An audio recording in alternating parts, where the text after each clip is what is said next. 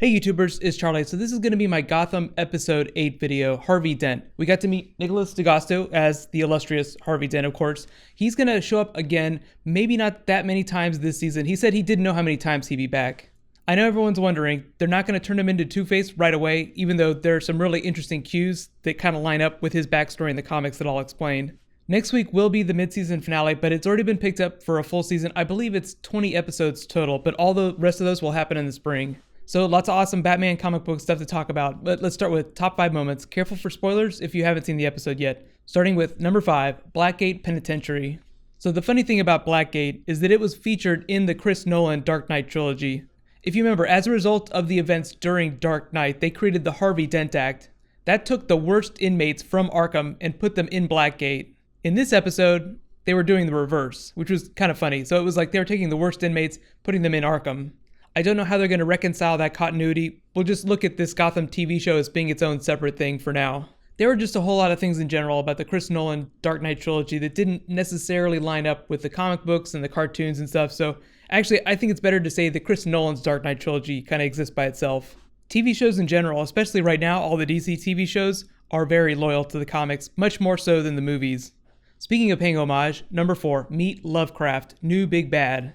Dick Lovecraft, as teased in this episode, is probably that evil person on the Wayne board that's behind the Venom serum, as well as the Wayne murders. No, he didn't kill him himself, but I do think that he's tied to the murders. It's a bit of a surprise because he's presented as being just as powerful as Falcone and Maroni.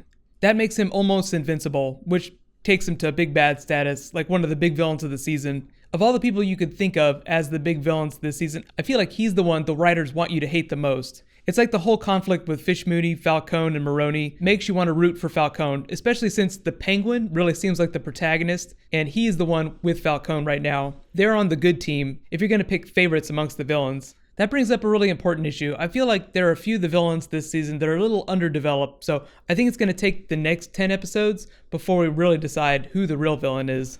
For now though, Lovecraft will do, and I suspect that he's named after H.P. Lovecraft's Lovecraft. I'll talk about Lovecraft a little bit more when I talk about Arkham Asylum, just because there's so much influence bouncing back and forth between H.P. Lovecraft's universe and the Batman universe. Number 3, Batman and Catwoman. By far, the most fun part of the episode. Some of their interactions ran a little slow, but I did like the playfulness between them. Catwoman is one of the few characters that can get through his armor, like get to the real Bruce Wayne. That's why you see Selena Kyle calling bullshit on most of the stuff he does in this episode. She just pokes so many holes in it. I would say their performance was actually really good for a couple of actors their age. Hopefully they'll get a chance to develop their relationship, whatever that's going to look like, over the next 2, 3, 4, 5 seasons. We don't know if Gotham's going to get a season 2 yet, but it has been a ratings hit for Fox, so I think it has a strong chance, depending on how some of those episodes in the back half do. Number 2, Arkham is reopened and all the worst prisoners are dumped in. I tried to keep my eyes peeled for prisoners walking off the bus to see if any of them look familiar. Aside from Ian Hargrove, the criminal from this episode, I didn't recognize any specifically. I had hoped they'd spend a little bit more time at Arkham in the first half of the season, but it looks like that's what they've been saving for the second half. Just to explain the Lovecraft aspect of Arkham Asylum, the actual building itself, Arkham Asylum, when it was created in the comics, was named after the town Arkham in H.P. Lovecraft's Cthulhu stories. That is why it looks so haunted and creepy. The writers made it seem like the mayor only sent all the prisoners to Arkham because of what Gordon said. He might have had that plan all along. If you don't remember from the last couple of episodes, he's pretty clearly in collusion with the mob, primarily Falcone. Lovecraft too. Lovecraft also has a controlling interest in Arkham City. So it's like Lovecraft, the mob, and anyone else that we haven't met yet, or potentially haven't met yet, have their hooks into the mayor, and the mayor's trying to deal with all of them. I know there's the temptation to think of Richard Kind, the mayor, as an evil character, but really he's the Bullock of the politicians in the city. Like take Bullock for instance. He's not a dirty cop, but he is caught up with the mob. So push comes to shove, there's a good chance he'd roll over for Falcone or one of the other big mobsters. The mayor is just a more powerful version of that character. Although there have been a few theories that he is the one that killed the Waynes, like killed them himself. I don't know if that's true, but I do like that idea. And my number 1 moment, meet Harvey Dent, played by Nicholas D'Agosto. I do have to hand it to him, he has some big shoes to fill, big coin to flip. If you've never actually read the inscription on his coin, it reads, Odernit dum batuant. Let them hate as long as they fear. He explained the coin during the Dark Knight trilogy, but basically his father was really abusive and would flip the coin to give him a chance to avoid beatings. I know I've recommended the Gotham Central comics just because it centers on the Gotham City Police Department just like this show Gotham does. In that continuity, Two-Face falls in love with Montoya, ends up going sideways, outs her as a lesbian, then gets kicked back into Arkham. For the mid-season finale, they're teasing some tension with Gordon, but I don't think that they're going to do any big Two-Face stories outside of this. I know everyone's wondering when is he going to become Two-Face, just because he's a little bit older, so they could do that sooner. Right now he's Counselor Dent. I don't think that he would become Two-Face until he became the District Attorney, and only then after being District Attorney for a long time. Gotham is a prequel show, so I don't expect to see any full-on supervillains till season 2, season 3. I don't think they can go that long without showing someone in a costume. So don't expect anyone to throw any acid on anyone's faces anytime soon. The interesting thing is that they're teasing this big mob trial, like they're trying to go after Lovecraft. He's not a mobster, but in the comics, it was while they were trying to take down a mobster that he got acid thrown in his face. It was inside the courtroom. There have been a lot of different origin stories for Two-Face, so the details about that usually get changed just a little bit each time. Of course, most fun part was when he flipped out on Lovecraft. The comics have explained his Harvey Dent identity versus his Two-Face identity in slightly different ways. Typically, it's dissociative identity disorder. It's not like Bruce Banner and the Hulk or anything like that. Only one identity can be present, and typically, you don't see him spending a lot of time when he's in one persona thinking about the other persona. Like when he's Harvey Dent, you don't see him thinking about Two-Face very often, and when he's Two-Face, you don't see him thinking about Harvey Dent that often. I would say of all the Batman villains that Gotham could possibly do, Harvey Dent is one of the more interesting ones just because he's a tragic villain. There was even this run in the comics where Two-Face worked with Batman, but usually at some point he'll get restored, he'll become Harvey Dent, something terrible will happen, he'll turn back into Two-Face. So it's like he keeps bouncing back and forth, like he gets redeemed, then he falls down again, then he gets redeemed, falls down again. If you guys want to read some really awesome Two-Face stories though, one is Eye of the Beholder. Let's see, what's the next one?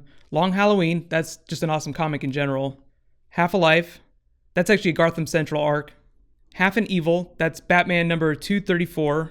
And then Faces, and that's Batman Legends of the Dark Knight number 28 to 30. I think I mentioned most of the Easter eggs already. I gave the episode a B, but that's just because I felt like the Ian Hargrove storyline, like that criminal storyline, just did not work. For an episode that's supposed to tee up a finale, I feel like it just didn't quite live up to the standard. Nicholas D'Agosto is Harvey Dent. Best thing about the episode, hands down. Worst thing about the episode, I would say would be Barbara. I guess I could do like a thumbs up, thumbs down kind of thing. Thumbs down for Barbara, thumbs up for Harvey Dent. Maybe I should flip a coin, that'd be more appropriate. The only thing that I'm not enjoying about the Barbara character right now is the fact that she is not a character. I understand they're trying to create some tension with a character that hasn't been featured in the comics a whole lot. Like, we don't see a lot of Gordon's wife. Typically they're divorced by the time you see him, like because you're seeing him as Commissioner Gordon. Most of the interaction we've had with the rest of his family in the comics is through Barbara, through his daughter Barbara. The same thing totally happened on Arrow with Thea and Laurel. The writers said that for season 1 and 2, they were just the hardest people to write for. In order for a character to be worthy of our admiration, they have to go through a crucible.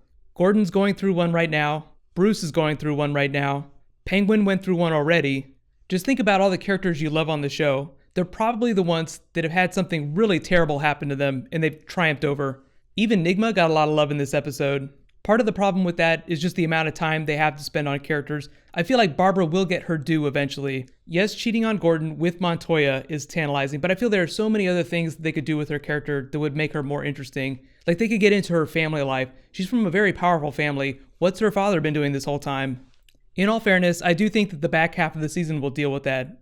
He was largely absent from the episode. Totally love the Penguin though, for the time that he was on screen. He has the best theme music on Gotham. That should give you an idea about who the writers want you to root for. Penguin, Gordon, Falcone, Nigma, and Bruce Wayne. Catwoman too. We'll throw her in there. Next week's episode is called Lovecraft. Be sure to subscribe to get my video. I'll post it right after the episode airs. I will be doing bonus videos in the off season. I'll be doing, Batman lore videos. So just leave your requests in the comments if you have anything specific you want me to start with. And just a heads up, because YouTube has changed like a few things, giving me some extra features, the links that I put at the end of videos will change just a little bit. I'll still have like my special links here, but if you're on mobile, you can actually click up here to get those links too now. As always, everything's in the description too, but right now, click here for last week's Gotham, and click here to get ready for The Flash this week. Thank you so much for watching. Now let's all high five. I will see you guys tomorrow.